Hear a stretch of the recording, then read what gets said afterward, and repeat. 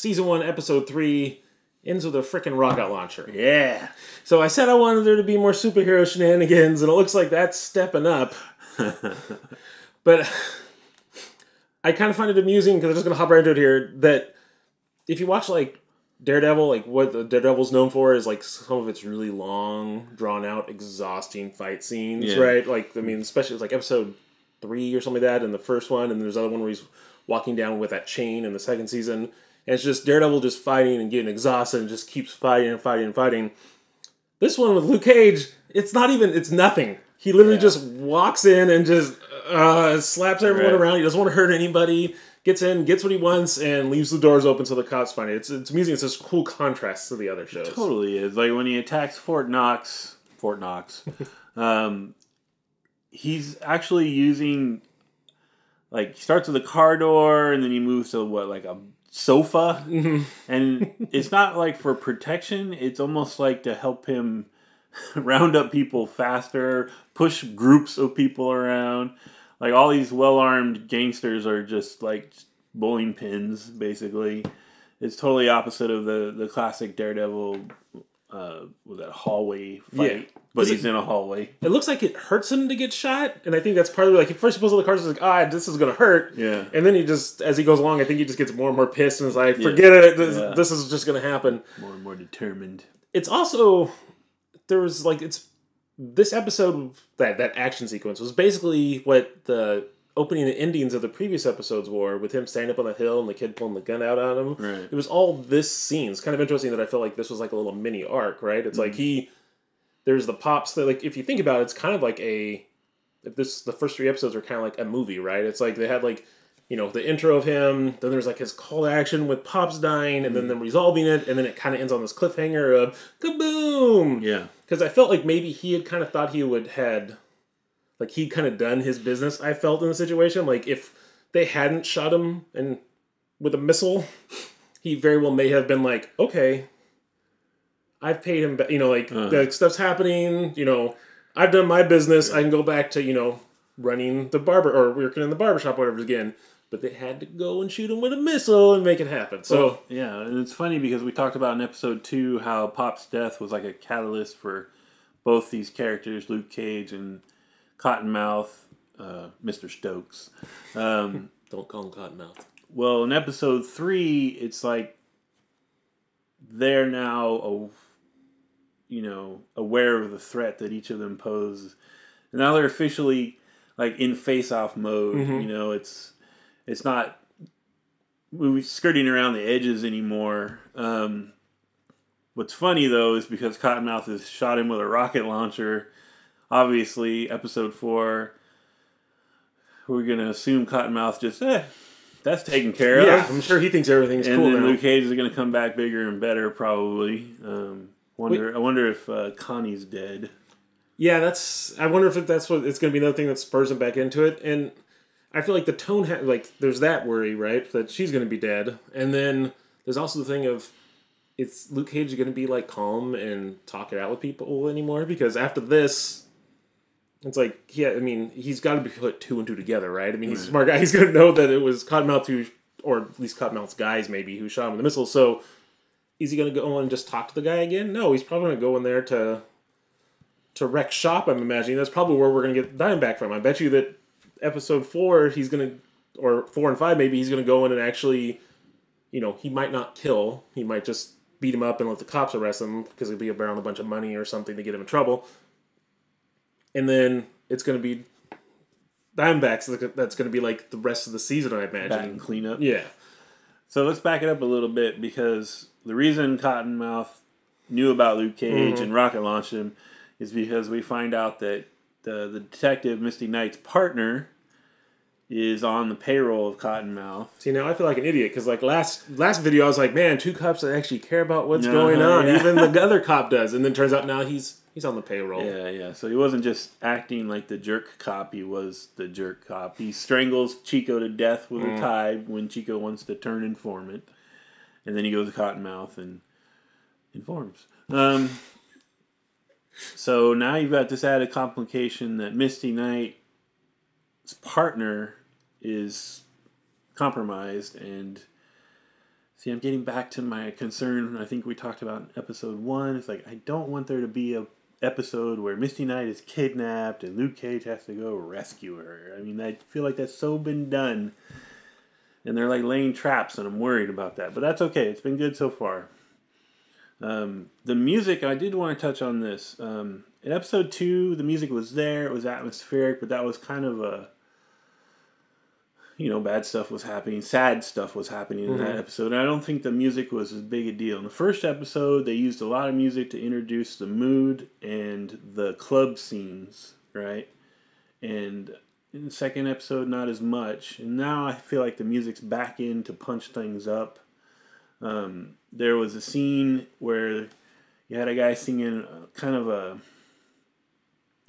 I don't know if it's blues thing in the club while, intercut with bad stuff going on, which I thought was really cool. There was a part that really sounded kind of like spaghetti western music, which I thought was neat because that's like a whole nother 70s homage kind of. And then when he goes into what Cottonmouth calls Fort Knox, the building, to bust up his vaults, he's listening on his headphones to the Wu-Tang Clan. So I feel like they integrated the music with the action scenes a lot more in this episode as well. Yeah. It felt like, I think you're just saying this. The second episode, it didn't feel as integrated, and it's back again. And I'm wondering if that's going to be kind of a thing where the music's going to maybe be different from episode to episode, kind of giving you like his state of mind, kind of, and the state of existence of where he's at and what's going on. Yeah. How do you feel about how the show's running so far? The direction it feels like it's going. I know you're worried about maybe the cop having problems with that, but in general, how do you feel the trajectory it looks like it's going on? Are you happy with it? Is there more you expected? I'm happy with it. I think I get this feeling in most of these Netflix Marvel shows where part of my mind's sort of racing ahead, and I'm waiting for the crazy stuff to happen. Like I'm expecting the superhero stuff or the weird higher level nonsense to begin, and they're building slowly, I feel like, towards it. Like I feel like once Cottonmouth realizes that Luke Cage has survived a rocket launcher, something's going to happen. There's going to be, it might be Diamondback or some kind of intervention where they go a little non-conventional with it, and then maybe there's other people with powers that get involved. So my mind's kind of racing ahead, expecting that, but I know that like that's something they're going to build to, because they don't go over the top with the superhero stuff in any of these Netflix series. So I know it's coming, but I'm sure it'll be a slow build. I'm okay with it. I'm totally fine with it. Just waiting for him and Cottonmouth to both kind of power up, I guess, is what I'm... Yeah, and I wonder if, because they've kind of did that with, because I'm referencing like Daredevil and Jessica Jones. Both of those had, well, Daredevil really didn't have, like, in the first season, didn't have a lot of craziness. It did have, like, Stick showed up, and remember, was there ninja stuff in the first? He did fight the guy with the claws, so there was some stuff, but there wasn't too much supernatural stuff. Jessica Jones had the cop guy who was taking the drugs that made him kind of like a super soldier type guy when he was taking it. And that was kind of like a physical foil for her, beyond the fear of the Purple Man. I don't know if they're going to do that with this. I'm wondering if they're just going to like let Luke Cage be the biggest man and the biggest fish in the pond like the whole time, just because it seems like the level of stuff they're going through, and it feels like this is basically like a crime story, a crime drama, that they're, instead of it being, just a man with a gun, it's a guy with bulletproof skin and who's really strong. I'm wondering if they're going to keep everything else very, like, safe and normal, which will even highlight him more. I don't know. Maybe they're going to go big. Maybe there'll be some big, some guy that can actually stand toe-to-toe with him. I don't know. Well, you figure they got to create tension and pose a dramatic challenge for Luke Cage in the show. And so, because otherwise he's kind of like a Superman, like What's gonna mess him up? Nothing. It could be. They could go like a more investigating type route, like like trying to figure out what's going on more. Maybe him, because he has all the bronze, he has to, in order to actually beat the situation, he's going to use brains type of thing. They could go that route with it, which I'd be okay with. Like I know earlier I was saying I really want to see like the superhero action standpoint, and we got it this episode, and it was enjoyable. But I can see now that I don't feel like that's what this show needs to lean on, because that's not going to be his struggle. I feel like his struggle is going to be the people around him and the relationships he's trying to build, and him like still trying to build a life type of thing in that fight. So I could see. I don't feel like he needs to fight like a big buff guy that can a Superman guy to bring them, because like what's going to challenge him is going to be the social aspects of it, I think. Yeah, it could be. Having said that, there's a couple in the trailer. From the trailers, we know that the nurse character that we saw in Daredevil and Jessica Jones is in the series somewhere, and so she works in a hospital, right? So maybe something hurts Luke Cage. I don't know. Or you take someone there. Maybe the cop lady gets hurt or something, or someone else. And they're working on the Iron Fist series, and that's the thing. Power Man and Iron Fist teaming up is a thing.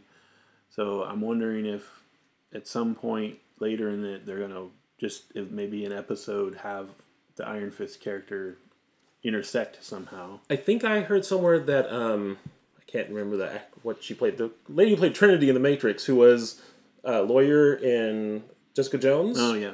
The firm she worked for is like Iron Fist's family like firm.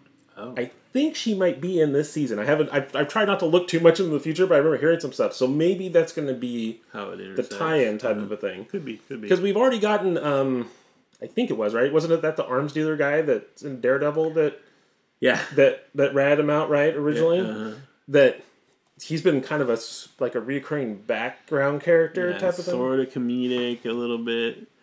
And then now it also, because obviously it looks like he's going to restart up the barber shop, and it sounds like they're going to use the chess player they call Bobby Fischer, but that's not his real name, as kind of a front man maybe. So he might kind of take on that wise advisor role that everyone thought Pops was going to have. Yeah. So that's cool too. Okay, well, I think that covers our opinions and thoughts on the first 3 episodes. We're going to be filming more later on this week. Hopefully we'll get stuff up Monday, maybe Tuesday, for the next 3 episodes in the show. Yep. Let us know in the comments below what you think of our format, of our abilities to talk on camera, and in general, what you'd like to see. Don't do that one. No. In general, what you would like to see us maybe do more of or less of in the show, just so we have an idea of what you guys are interested in. And as always, thanks for watching. Thanks, guys.